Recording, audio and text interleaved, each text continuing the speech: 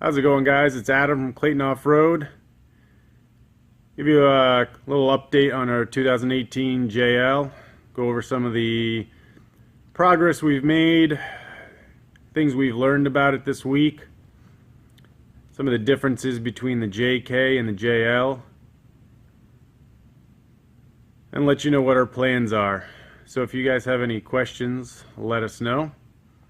But let's get under this truck and go over some of the details. So here's the front end. We have prototype springs on the way. Right now we just threw in some JK springs to get it up in the air so we can measure for brake lines, shocks, track bars, kind of continue the progress. Found out that Jeep decided to upgrade the bolt size on the front lowers to 5/8. JKs are 9/16. It's kind of a standard Jeep size. So we got some Johnny joints on the way. That'll allow us to make these new control arms. They're also longer, but luckily we make all of our control arms in-house. So we'll get those done a couple days, a week or so, and keep making progress on the front end. So the rear of the JL looks similar to the JK, but the JL has a couple differences. The biggest difference is the coil springs are completely different. It's kind of a mix between a JK and a TJ. It has closed pigtails top and bottom. Much larger kind of pigtail on the bottom. They also have Jeep made a driver side versus passenger side. They're a little bit different in height.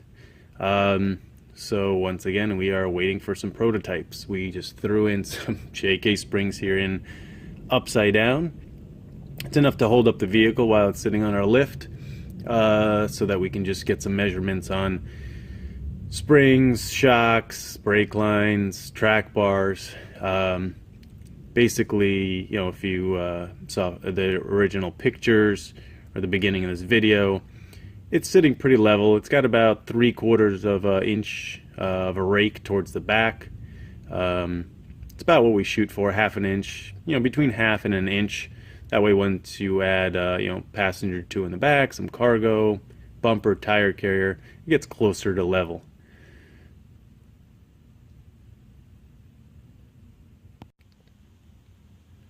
So while we wait for those prototype springs, with the JK springs in here, it's at least close to the height it's going to end up at.